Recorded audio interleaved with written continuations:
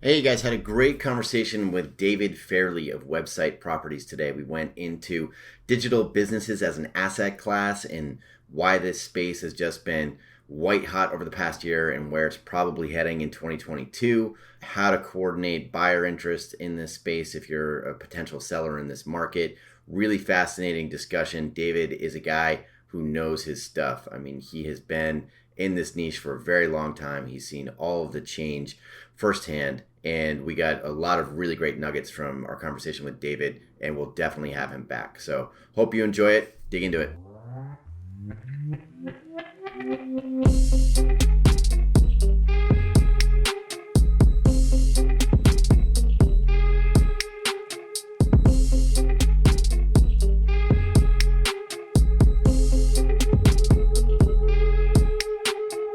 Disclaimer from the always present legal team: podcast conversations don't necessarily reflect the views of BizNexus Incorporated. Everything you hear is informational news and updates from around the industry. We're not recommending any investments. We're not offering any investment advice. Be sure to do your own homework.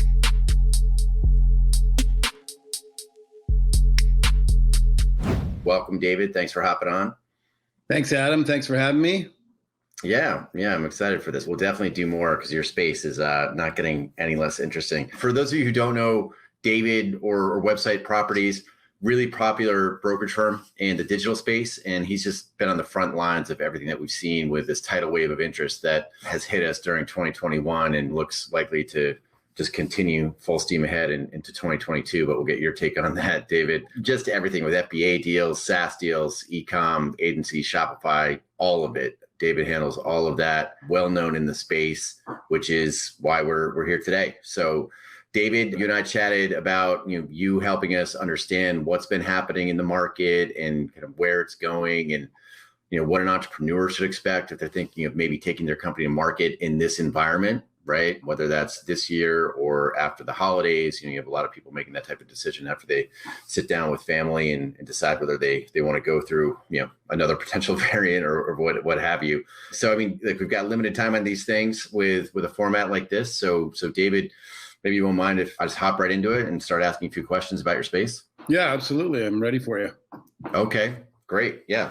So maybe let's just start out talking about why this space has just been so gangbusters for the past year. Like, can you highlight the main drivers that have gone into just anybody and everybody during this great recession trying to buy a SaaS company, trying to get into digital space, companies trying to get in there? Just run with it.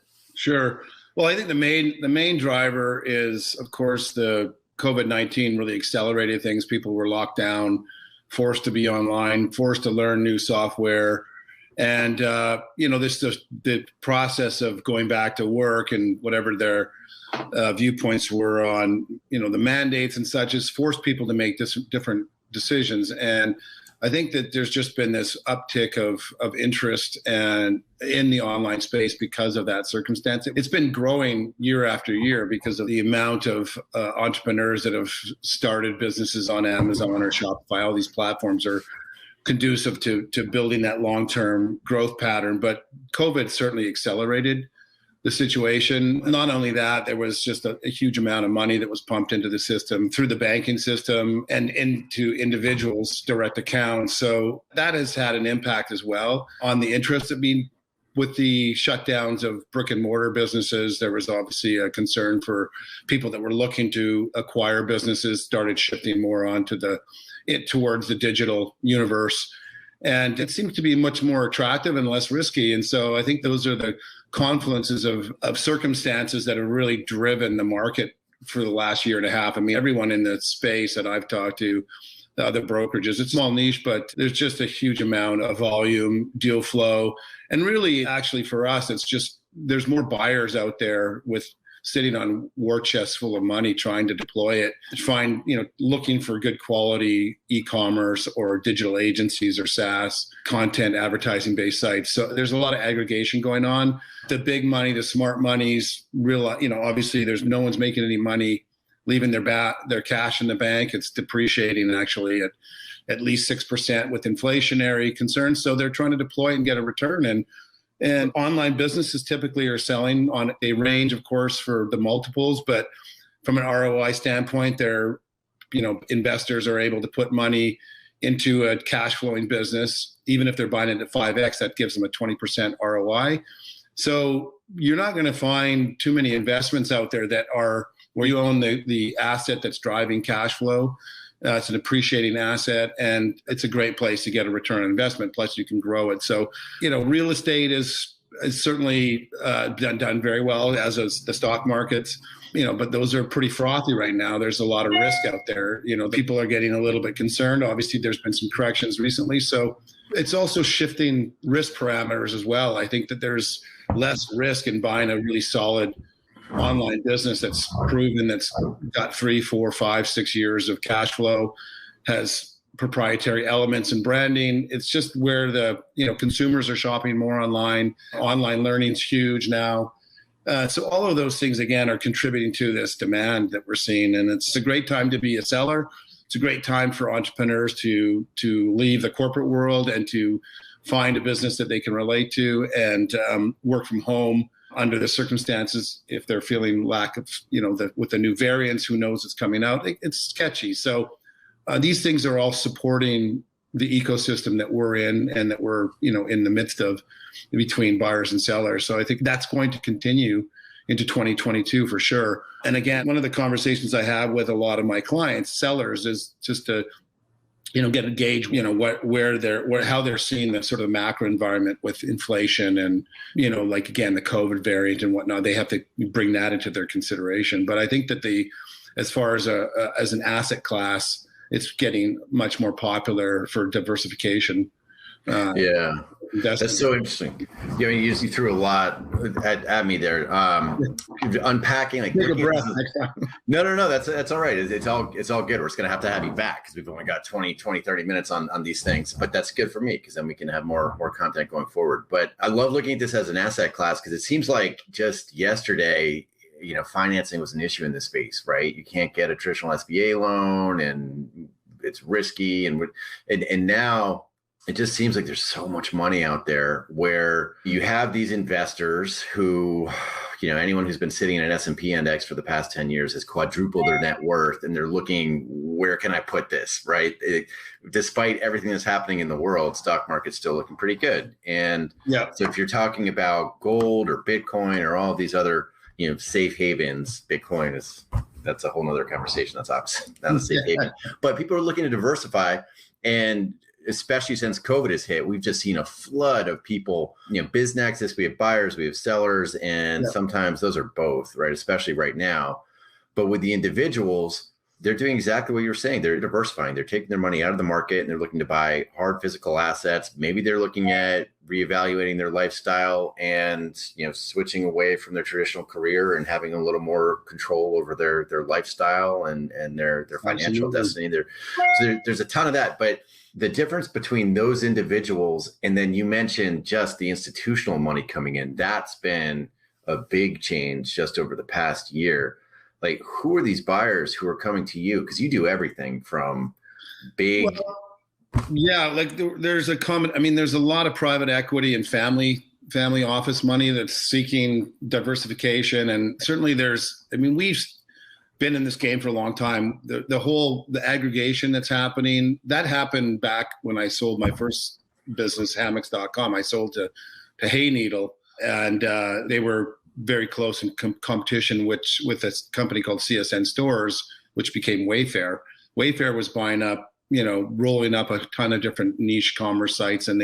So this whole roll-up aggregation process has been going on for 20 years, but it's in the last, I think, 3, 4, 5 years, there's just been this interest in, acquiring businesses that are on these platforms like Amazon or Shopify or have some sort of themes, software as a service or whatever. This is the strategy that a lot of the big money, the smart money's jumping in because they realize they can buy these things at strong multiples for our marketplace, which might be, anywhere from 4 to 7x, I guess, on average. So there's different deals that get closed on either side of that, but they're able to take that in a roll up and go to market and get 40x on it. So their game it's a completely different game, but that's why there's so much cash being deployed.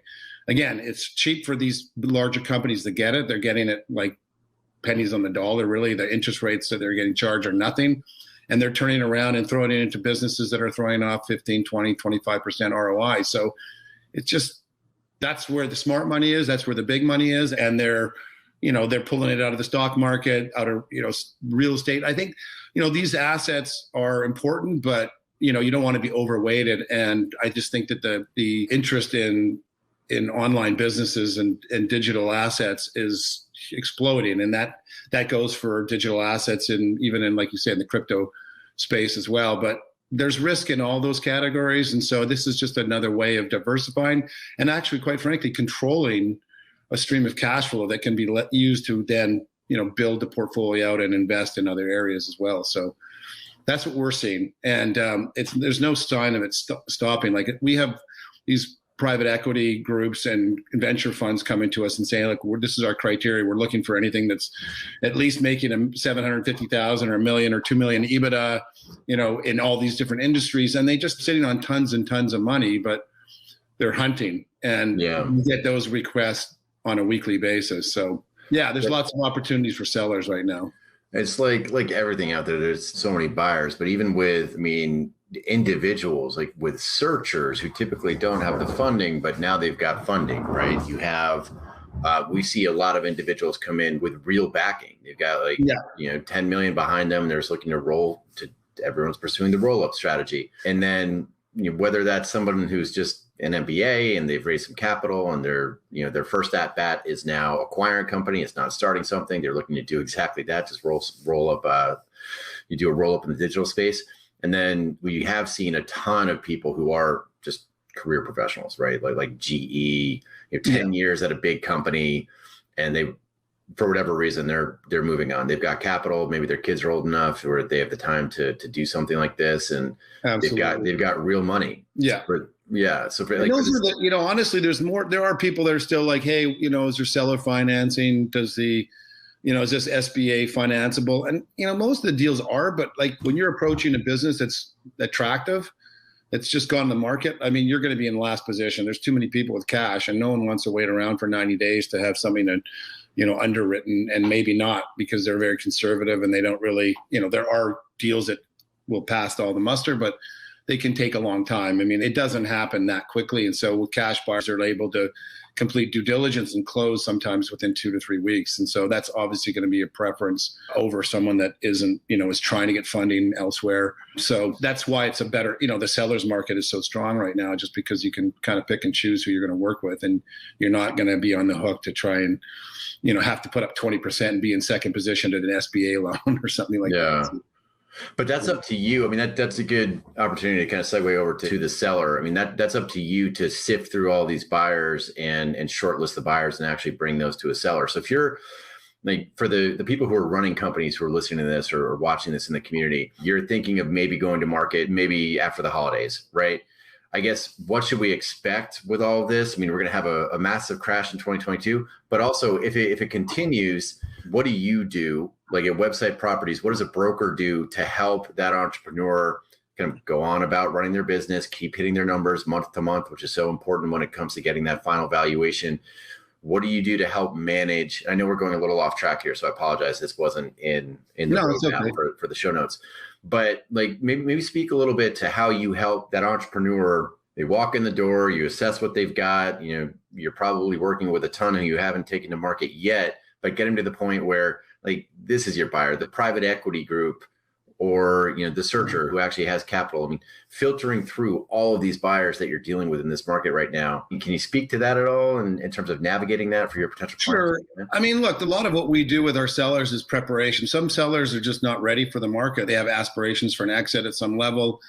And, if they're not there yet, we're going to say, like, this is what you need to do. You need to, focus on your profitability. You need to make sure your books and your accounting are up to to this point, and you need to show if you've got these things that are going to be growth impetuses, and you need to activate those, not tell them, not put in the prospectus that these are all the things that you should do if you were running this. Like, you should go ahead and act like you're not going to sell it. So that's what we're going to make sure that their approach to going to market, their numbers are clean and clear, and they're focused on maximizing the profitability, because at the end of the day, buyers are going to be looking at your bottom line and then looking at the other fundamentals. As far as going to the market and sifting through buyers, I mean, our process is such that we take a business, we create, again, get them. There's a lot that goes into the preparation so that once we go to market, it's comprehensive. The information is there for buyers and they can act quickly. And then it's from there, it's basically just answering questions with the buyers that show interest. They request the prospectus. They have to have an NDA on with us.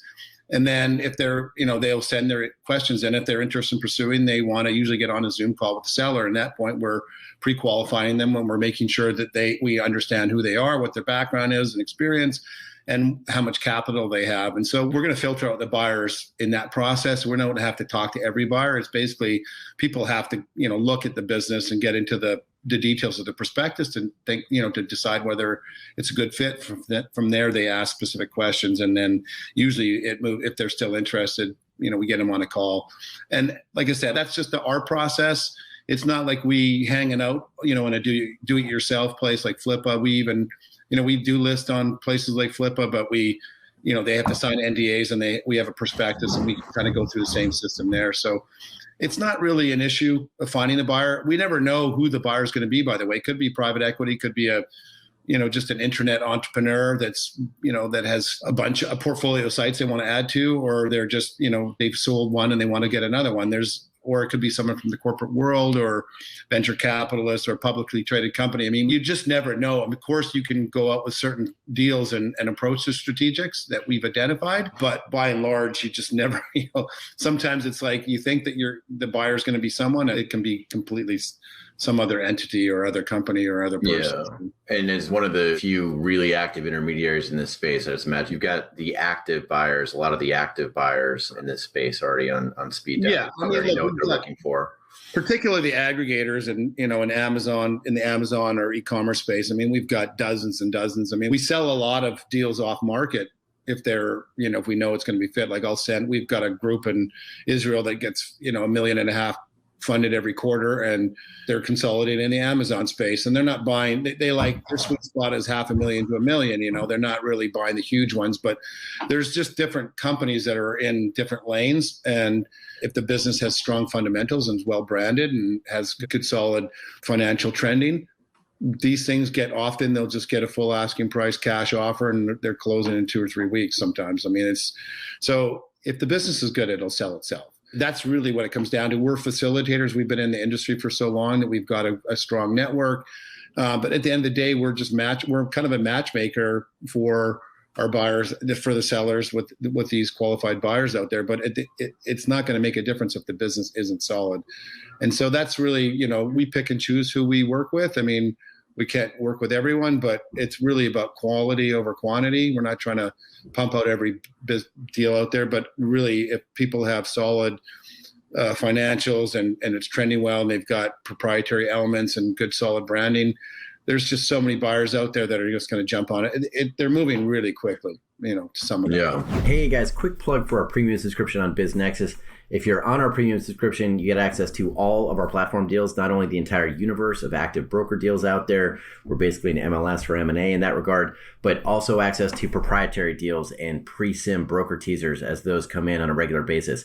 Not only that, with an annual subscription, you also will now get access to our Deal Origination Accelerator program in our community, which has collaborative workshops to help you build up your proprietary deal flow funnel yourself.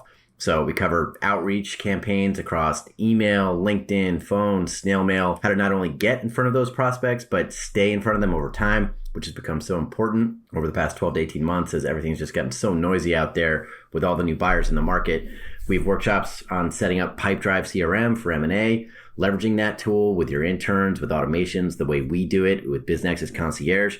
The works. We're basically giving you the playbook to our agency, BizNexus Concierge, through this Deal Origination Accelerator bundle. So check out our premium subscription on the platform. Let us know if you have any questions. Are you seeing a ton of just maybe well-financed but unqualified buyers? So they've got money, they're looking to get it out of the market, but and everybody wants to buy SaaS, but they have zero experience in the space. And so they're going after the idea, but they need an operating partner. I mean, we've seen a ton of those.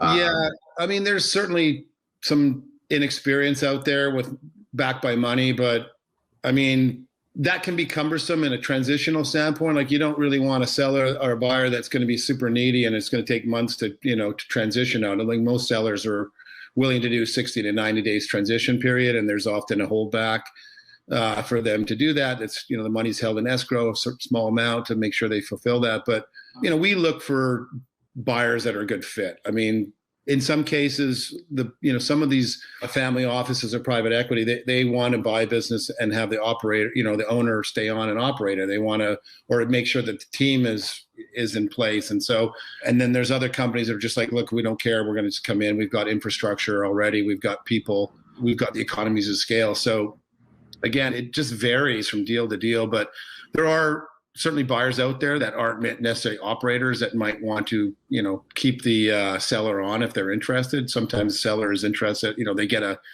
get a liquidity event and they stay on, and, there's upside incentives. So it just really depends on the deal and the seller's ambitions, I suppose, and also just the quality of the buyer. Yeah.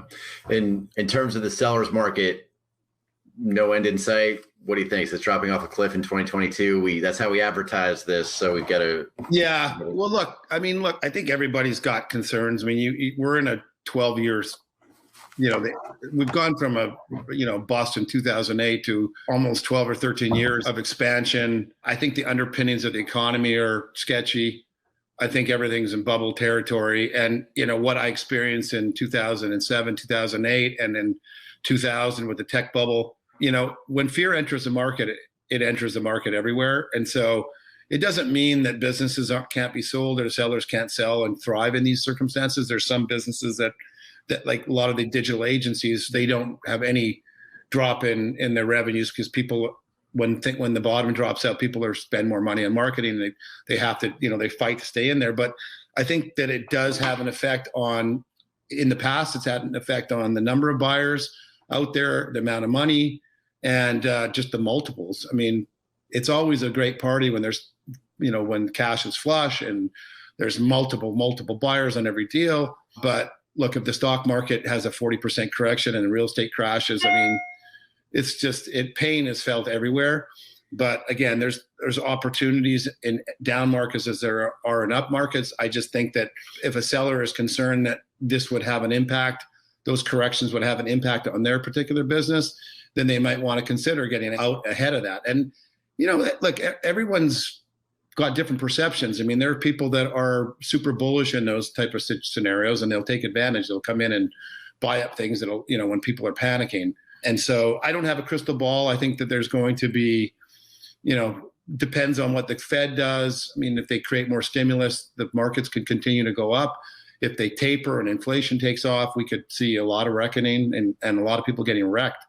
It's just, I think that you can't close your eyes to that. Either way, as a buyer, you have to look for opportunities, I think, that will sustain in the change. And also as a seller, I think you have to, consider de-risking. Even, some people hold forever or think that they, the balloon always goes up. But I think if there's an instinct to sell and an opportunity to diversify, then that's something that an owner can consider. I mean, just like someone else is buying a business to, that it maybe is sold real estate or sold out of the stocks and is looking to deploy capital that's sitting in their bank account, rotting away. Cash is rotting right now. They're looking to deploy and diversify. And the same thing for a seller. A seller might have most of their asset value in their company, and they might want to diversify into, precious metals or into Bitcoin or whatever as a store of value if they're concerned about inflation or whatever. So, and have some cash and pay, so there's lots of reasons and motivations for people. But right now, I mean, look, it depends on who you talk to. There's people warning about crashes, and there's other people saying, like, we're going to crush it all the way through to the second quarter,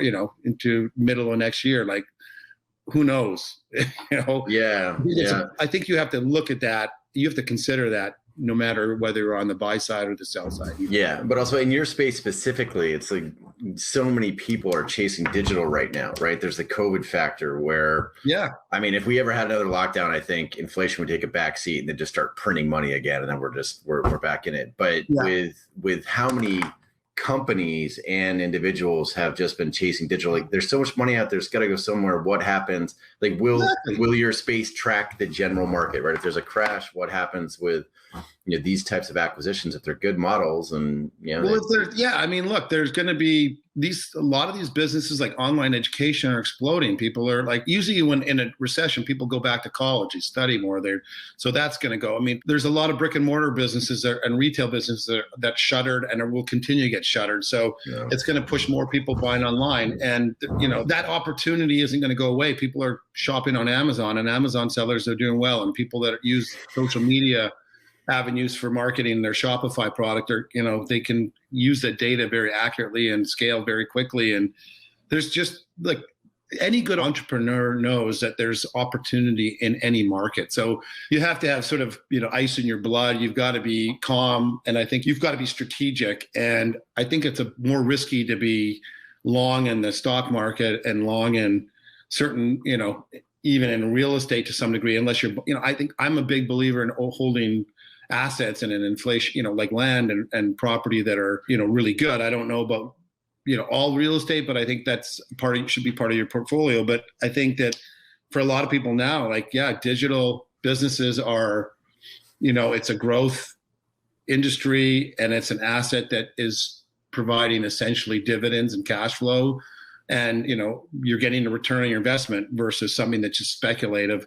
If you bought stocks, unless you're getting a dividend, you're just speculating on it going up, but there's a good chance it could go down 50%. Same with real estate. I mean, unless you're buying a commercial property that's cash flowing or renting or whatever, you're holding on to something that is, susceptible to those changes. So I think that a digital business has that combination of both offering cash flow or a dividend essentially, and, an asset value that can continue to grow if it's operated properly. And so I think there's going to be a ton of opportunities in the online space, in the digital world going forward, but it's not without its risks. I mean, none of us can control the macro environment, but we can prepare and mentally and find businesses that will sustain or even thrive in those environments. And I think that's what's exciting. In this asset class. So, I mean, the ability to work from anywhere, right? Too. I mean, just to really have control over. I mean, that's been a huge theme over the past year with this. Yeah, and particularly with people, there's a lot of politicization that's gone on with the COVID-19, and the mandates are kicking in. I mean, Germany's now locking down people. People are like moving out of states to go to other places where they're not going to be infringed upon, and from that standpoint. I have family that moved, went to Mexico to work because they're working online. They're like, why do I want to stay in a place that's, I can't go to the restaurants because I have a personal, opinion over the vaccine mandates or whatever. So all of these things are playing into it. And I think it's just, they're drivers for growth in this space. And I think that the freedom that a digital business offers an owner is, unparalleled. Yeah. David, clock is running down, but those were great insights. I really appreciate it. Let's definitely do one of these again, please. Maybe we'll check in the first quarter of January and do another. If you're thinking of potentially selling your business in this market or acquiring one, check out Website Properties. They're definitely one of the big players in the space. David, we'll have all the CTAs in the show notes, but real quick, what's the best way to get a hold of you? Directly, people, they can obviously go to websiteproperties.com to look at our listings. They can reach out to us through there. People, if there's any sellers that are interested in having a conversation about, their business valuations or the process, they can contact me directly at dfairley@websiteproperties.com. Perfect. All right, David. Well, thanks again for showing up. Really appreciate it. And we'll see you on the next one. Thanks, Adam. Appreciate the time. Take care. Bye.